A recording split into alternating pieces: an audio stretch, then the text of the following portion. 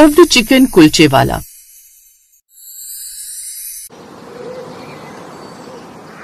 सुनिए जी, मैं तो कहती हूँ जब आपका काम इतना ही अच्छा चल रहा है तो अब आप ठेला छोड़कर दुकान ले लीजिए। दुकान होगी ना तो आसपास के लोगों में रुतबा भी बढ़ेगा और शायद ग्राहक और भी ज्यादा आए। हाँ तुम चिंता मत करो, जल्दी हम दुकान ले लेंगे। अच्छा मैं चलता हूँ, ग्राहक आते ही होंगे। दरअसल पीयूष का एक छोटा सा छोले कुलचे का ठेला था, लेकिन फिर भी उसका ठेला पूरे गांव में प्रसिद्ध था। दोपहर होते ही बहुत सारे लोग उसके यहाँ कुलचे खाने के लिए आ जाते थे। मैं तो बहुत दूर से आया हूँ ये कुलचे खाने। तुम क्या सभी लोग दूर से ही आए? ऐसा ही कुछ स्वाद था पीयूष के कुलचे का। सुबह से शाम तक में उसकी ठीक ठाक कमाई हो जाती थी। अचानक से तेज हवाएं चलने लगती हैं और काले बादल छा जाते हैं। मौसम बहुत खराब लग रहा है, मैं जल्दी से घर की ओर चल पड़ता हूँ।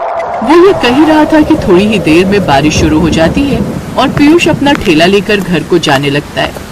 लेकिन बारिश तेज हो जाती है और वो बुरी तरह से भीग जाता है। भीगता भागता पीयूष घर पहुंचता है। वो ठंड से कांप रहा होता है। अरे ये क्या जी, आप तो पूरी तरह भीग गए। हाँ, और मुझे काफी ठंड भी लग रही है। ऐसे तो आप बीमार पड़ जाएंगे। आप जल्दी से कपड़े बदल लीजिए, मैं आपके लिए अदरक वाली चाय बनाती हूँ। लेकिन बारिश में ज्यादा भीगने की वजह से पीयूष की तबीयत बिगड़ जाती है और उसे तेज बुखार आ जाता है। कुछ दिन बीतते हैं लेकिन पीयूष की तबीयत में कोई सुधार नहीं आता। पता नहीं कैसी ठंड लगी है शरीर में, कैसा बुखार है ये जो इतने दिनों से जा ही नहीं रहा। हाँ भूमि, और ऊपर से इतना खर्चा और हो रहा है। खर्चे की चिंता आप मत कीजिए जी, बस आप जल्दी से ठीक हो जाइए। कैसे ना करूँ चिंता, इतने दिन से ठेला नहीं लगाए, कितना नुकसान हो गया। और ऐसे ही चलता रहा ना तो ऐसा ना हो कि ग्राहक भी आना बंद कर दें। तो कल से ठेला मैं लगाया करूंगी और खुद में कुलचे बनाकर बेचा करूंगी। लेकिन आपको इस बात की चिंता करने की कोई जरूरत नहीं है। फिर अगले दिन भूमि ठेला लेकर चल पड़ती है। उसका ठेला देख काफी ग्राहक उसके पास आने लगते हैं। अरे बहन जी, ये तो पीयूष का ठेला है ना? हाँ भैया, ये उन्हीं का ठेला है। तो इतने दिनों से कहा था वो? हम सभी लोग रोज उसके बने कुलचे खाने आते थे और लौट जाते थे।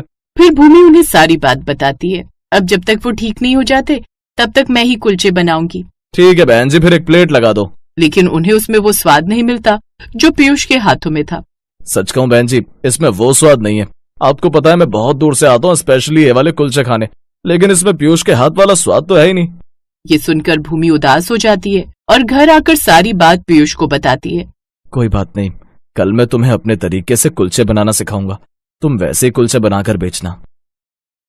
अगले दिन पीयूष उसे जैसा बताता है वैसे ही कुलचे बनाकर वो बेचती है। लेकिन फिर भी ग्राहकों को उसमें वो स्वाद नहीं मिलता। लगता है आज घर जाकर पीयूष जी को ये बात बतानी ही पड़ेगी कि ये सब मेरे बस की नहीं है और मैं कल से कुलचे नहीं बेचूंगी। लेकिन जब वो घर पहुंचती है तो देखती है कि उसकी तबीयत आज और भी ज्यादा खराब होती है। क्या हुआ जी? आज तुम्हारे जाने के बाद मैं नहा लिया था, उससे ठंड अब और भी ज्यादा लगने लगी है।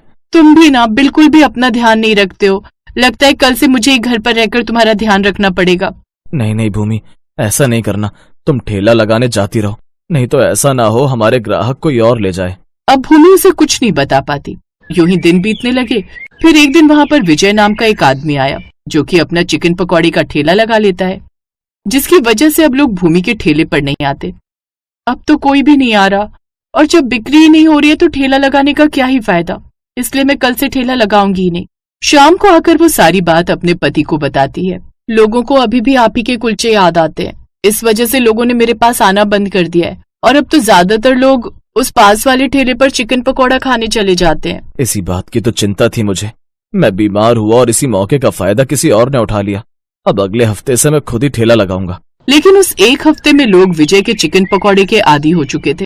अब जब पीयूष वापस अपना ठेला लगाता है तब भी लोग उसके पास नहीं आते। जहाँ एक तरफ उसका ठेला खाली पड़ा था वहीं दूसरी तरफ चिकन पकौड़ा खाने के लिए लोगों की भीड़ लगी थी।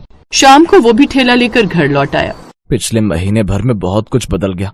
इतने सालों से मैंने जो कुछ भी कमाया था वो सब बर्बाद हो गया। कहाँ हम लोग अपनी दुकान लगाने की सोच रहे थे और कहाँ हम खुद का ठेला तक नहीं चला पा रहे, और वो सब सिर्फ उस चिकन पकौड़े वाले की वजह से। क्या पता लोगों को अब चिकन का स्वाद भा गया हो। वैसे जब वो चिकन पकौड़े बेच सकता है तो आप चिकन कुलचा भी तो बेच सकते हो। क्या मतलब?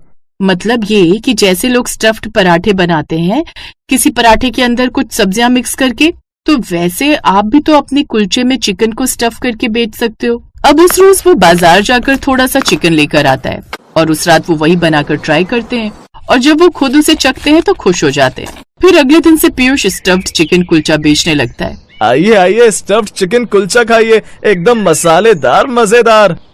चिकन कुलचा, ये तो पहली बार सुन रहा हूँ और कुछ नया भी लग रहा है। और दाम तो देखो, बस 30 रुपए लिखा है। चलो चलकर खाते हैं। पीयूष के चिकन कुलचे सभी को पसंद आते हैं, जिसकी वजह से पीयूष का ठेला अब अपने स्टफ्ड चिकन कुलचे के लिए फेमस हो जाता है। ये देख विजय को बड़ा गुस्सा आता है, क्योंकि अब पीयूष के ग्राहक फिर से उसके पास जो चले गए थे। वो गुस्से में पीयूष के पास जाता है। देखो पीयूष, तुम यहाँ चिकन कुलचा नहीं बेच सकते। क्यों नहीं बेच सकता? मैं तो यहाँ तुमसे पहले अपना ठेला लगा रहा हूँ, तुम तो अभी आए हो। मुझे तो 3 साल हो गए यहाँ। वो सब मैं नहीं जानता कि तुम्हें कितना समय हो गया, लेकिन चिकन का सामान मैं बेचता था, तो चिकन पकौड़ा मैं बेचूंगा। पीयूष उसकी बात नहीं मानता है। ये ऐसे नहीं मानेगा। मैं पता करता हूँ ये पीयूष कहाँ से चिकन लेता है, और फिर मैं इसे खराब चिकन दिलवाया करूंगा, जिससे इसके यहाँ चिकन कुलचा खाने वालों की तबीयत खराब हो जाए। अगले दिन विजय भी उसी की दुकान पर पहुँचता है, जहाँ से पीयूष चिकन लेता था। सुनो, मैं तुम्हें पूरे 2000 रुपए दूंगा। तुम्हें मेरा एक काम करना होगा। पीयूष तुम्हारे यहाँ से चिकन लेता है ना? हाँ, रोज सुबह मैं उनके लिए अलग से 7 किलो चिकन निकाल कर रख देता हूँ। वो सुबह आकर ले जाता है। तो कल से तुम उसे खराब चिकन देना, और इसके लिए मैं तुम्हें 2000 रुपए दूंगा। साथ ही ताजा चिकन 7 किलो तुम मेरे लिए रखना। ठीक है। लेकिन अगली सुबह ही दुकानदार को एक अर्जेंट फोन आता है और उसे कहीं जाना पड़ता है। तब वो अपने छोटे भाई को बताता है कि 2 लोग आएंगे, उनमें से ये वाली थैली विजय को और ये वाली पीयूष को देनी है। लेकिन उसके जाने के बाद वो भूल जाता है कि कौन सी किसे देनी है। इसलिए जब पीयूष आता है तो वो उसे ताजा चिकन, और बाद में जब विजय आता है तो वो उसे बासी चिकन दे देता है। अब जब लोग पीयूष के बनाए हुए चिकन कुलचे खाते हैं तो उन्हें कुछ नहीं होता, लेकिन विजय के बनाए हुए पकौड़े खाते ही उसके ग्राहकों का पेट दर्द होने लगता है और सबको अस्पताल में भर्ती करना पड़ता है, और इस जुर्म में पुलिस उसे जेल में डाल देती है। अब उसका ठेला पूरी तरह बंद हो जाता है और वहाँ बस पीयूष का ही ठेला होता है, जिससे अब सारे ग्राहक उसके पास ही आते हैं और वो खूब अच्छी कमाई करने लगता है।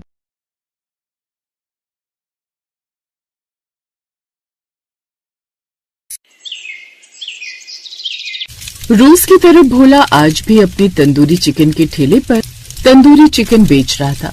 उसने रोज की तरह आज भी अपना तंदूरी चिकन बनाया और आवाज लगाने लगा, आओ आओ भाइयों, आओ और तंदूरी चिकन खाओ। स्वादिष्ट गर्मा गर्म तंदूर से भुना हुआ चिकन, तंदूरी चिकन।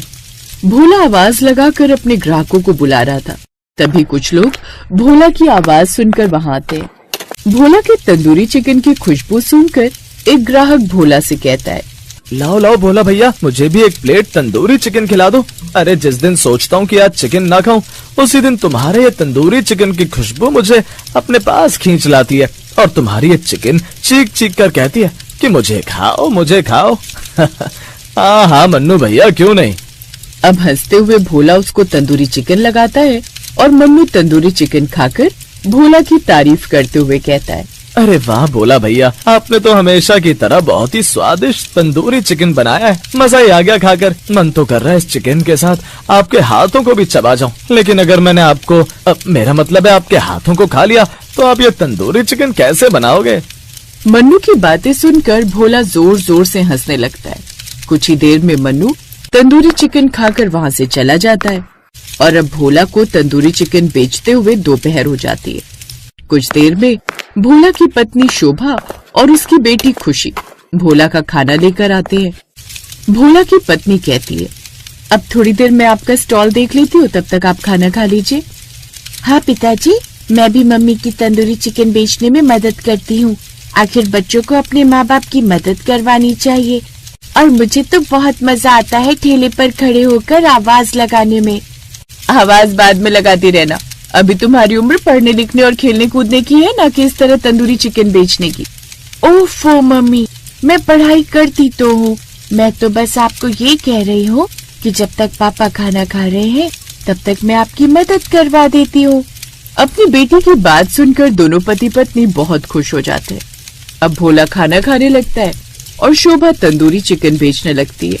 ऐसे ही समय बीत रहा था और भोला के जीवन में सब कुछ ठीक चल रहा था, लेकिन कौन जानता था कि भोला की जिंदगी में बहुत बड़ा बदलाव आने वाला है। ऐसे एक दिन जब भोला अपनी तंदूरी चिकन का ठेला लगाता है तो देखता है कि सामने एक और आदमी ने तंदूरी चिकन का ठेला लगा लिया है। ये देखकर भोला अपने आप से कहता है, अरे ये क्या, आज तक तो गांव में मैं अकेले ही तंदूरी चिकन बेचता था, लेकिन लगता है किसी और ने भी तंदूरी चिकन का ठेला लगा लिया। चलो कोई बात नहीं, भगवान सबके हिस्से की रोजी उसे देता है। भोला कुछ ज्यादा ही भोला था। अब उसको तंदूरी चिकन बेचते बेचते दोपहर हो गई थी, लेकिन बहुत सारे ग्राहक भोला के ठेले पर न जाकर सामने वाले के ठेले पर जा रहे थे, जिसे देख भोला थोड़ा हैरान होता है और खुद से बोलता है, बड़ी अजीब बात है, जब से सामने नया ठेला खुला है तब से ग्राहक मेरी दुकान पर ना आकर उसकी दुकान पर जा रहे हैं। कहीं ऐसा तो नहीं कि वो मेरे से ज्यादा टेस्टी तंदूरी चिकन बना रहा है। भोला खुद से ये बात बोल ही रहा था कि तभी वहाँ कृष्ण नाम का एक लड़का आता है और भोला से कहता है, बोला भैया मुझे भी एक प्लेट तंदूरी चिकन चाहिए, लेकिन इस बार मैं आपको 200 रुपए किलो के दाम नहीं दूंगा। ठीक है तो मैं तुम्हें 180 रुपए किलो लगा दूंगा। अरे भोला भैया वो दिन चले गए जब हम आपकी दुकान से 200 रुपए का तंदूरी चिकन खरीदते थे। ये तुम कैसी बात कर रहे हो भैया? अरे जितने की लागत लगेगी मैं उतने में ही तो तंदूरी चिकन बेचूंगा ना। सामने जो शंभू भैया ने तंदूरी चिकन का ठेला लगाया ना, वो तो 100 रुपए किलो तंदूरी चिकन दे रहे हैं और कभी कभी तो 80 रुपए किलो में भी दे देते हैं। वो इतने कम में हमें तंदूरी चिकन दे रहे हैं तो भला हम आपके पास इतना महंगा तंदूरी चिकन क्यों खरीदेंगे? और रही लागत की बात, अरे जितनी लागत आपकी लग रही है उतनी शंभू भैया की भी लग रही होगी। आप बड़े महंगे हैं भैया, इसीलिए आप तो रहने दीजिए, मैं उन्हीं के ठेले से ले ले। इतना बोलकर किशन शंभू के ठेले पर चला जाता है और वहीं से चिकन खरीद लेता है। धीरे धीरे भोला के ठेले पर लोगों ने आना बिल्कुल बंद कर दिया था। ये देख भोला बहुत परेशान होता है। ऐसे ही एक दिन भोला शंभू के ठेले पर जाता है और कहता है, शंभू भैया मुझे आपसे एक बात जाननी है कि आप इतना सस्ता तंदूरी चिकन कैसे बेचते हैं? जिस रेट में आप अपना तंदूरी चिकन बेच रहे हैं उस रेट में तो हमें चिकन भी नहीं मिलता, फिर आपको इतना सस्ता चिकन बेचने में क्या मुनाफा होता है? भैया मैं जहाँ से चिकन लाता हूँ वो बहुत ही सस्ते में चिकन देता है। अच्छा अगर ऐसा है तो वो दुकान मुझे भी बता दीजिए, मैं भी वहाँ से चिकन ले आया करूंगा और फिर सस्ते में तंदूरी चिकन बेचा करूंगा। भोला की बात सुनकर शंभू बहुत खुश होता है, जैसे उसे इसी दिन का इंतजार था। वो मुस्कुराते हुए अपने मन में सोचता है, चलो अच्छा ही हुआ जो ये जल्दी मेरे पास आ गया, अब कोई तो होगा जिसे भविष्य में मैं अपनी जगह फंसा सकता हूँ। शंभू भैया किस सोच में पड़ गए? अरे अरे कुछ नहीं, वैसे भोला भैया गांव के बाहर शहर के किनारे एक व्यापारी है जो चिकन बहुत सस्ते में देता है। अगर तुम चाहो तो तुम भी उससे चिकन ले सकते हो। उसका खुद का मुर्गी फार्म है, सस्ते में चिकन बेच देता है और 2 पैसे कमा लेता है। अब बेचारा अकेला जो है। हाँ हाँ शंभू भैया आपका बड़ा उपकार होगा, आप मुझे भी उस आदमी से चिकन लाकर दे दिया करो। अब अगले दिन से शंभू भोला को भी चिकन लाकर देने लगता है। दोनों ही सस्ता चिकन बेच रहे थे और दोनों का ही ठेला खूब चल रहा था। ऐसे ही एक दिन की बात है, एक बूढ़ी औरत भोला के पास तंदूरी चिकन लेने आती है और भोला से कहती है, अरे भोला जरा मुझे 5 किलो तंदूरी चिकन तो दे देना। वो क्या है ना, मेरे बेटे का जन्मदिन है और मेरे घर मेहमान आए हैं, तो सोचा तुम्हारे हाथ की तंदूरी चिकन अपने मेहमानों को खिला दूं। अब भोला बूढ़ी अम्मा को चिकन पैक करके दे देता है। बूढ़ी अम्मा खुशी खुशी चली जाती है।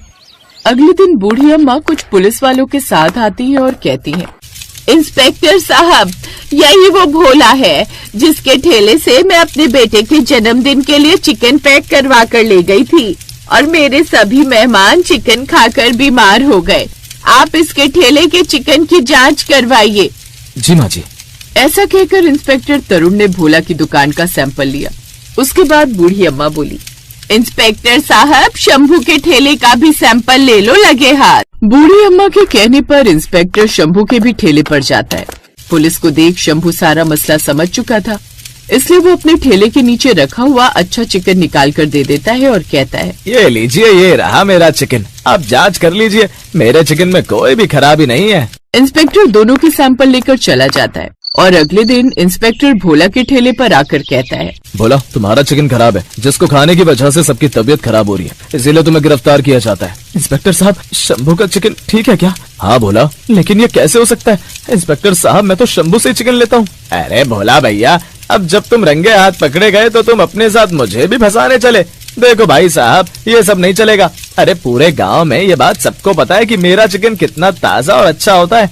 ये झूठ बोल रहा है। वो सब मुझे नहीं पता, और हाँ टेस्ट में शंभू का चिकन पास हुआ है और तुम्हारा फेल, इसीलिए मैं तुम्हें गिरफ्तार करता हूँ। इतना बोलकर इंस्पेक्टर भोला को अरेस्ट करने लगता है। तभी वहाँ पर भोला का पुराना ग्राहक मन्नू आ जाता है और वो अपने मोबाइल कैमरे से कुछ वीडियो इंस्पेक्टर साहब को दिखाते हुए कहता है, इंस्पेक्टर साहब ये सब शंभू की कारस्तानी है। मुझे शंभू पर पहले ही शक हो गया था, इसीलिए मैं कब से शंभू पर नजर रख रहा था। इस वीडियो में आप देख सकते हैं कि शंभू ही भोला भैया को चिकन देता है और कल शंभू ने किस तरह अपना खराब चिकन छुपाकर सैंपल के लिए अच्छा चिकन दे दिया। मन्नू की बात सुनकर अब इंस्पेक्टर मन्नू द्वारा बनाए गए वीडियो को देखता है, जिसे देख अब इंस्पेक्टर सब कुछ समझ जाता है। वो भोला को धमकी देकर छोड़ देता है, तो वही इंस्पेक्टर शंभू को गिरफ्तार करने जाता है। शंभू भैया बहुत चला लिया तुमने अपना दिमाग, अब बाकी दिमाग जेल की चक्की पीसते हुए चलाना। कांस्टेबल अरेस्ट कर लो इसे। अरे इंस्पेक्टर ये झूठ बोल रहा है। बोला भैया अब कभी भी आप शंभू जैसे किसी आदमी के बहकावे में मत आना, ऐसे लोग बहुत खतरनाक और जानलेवा होते हैं। हाँ मन्नू तू सही कह रहा है, वैसे तेरा बहुत बहुत शुक्रिया। मैं लालच में आ गया था, लेकिन मैं अब कभी लालच नहीं करूंगा और ईमानदारी से अपना काम करूंगा, क्योंकि आज के सबक में मुझे ये सिखा दिया है कि लालच करना बहुत बुरी बला है। और इस तरह भोला फिर से अपनी तंदूरी चिकन का ठेला लगाने लगता है और उसके जीवन में सब कुछ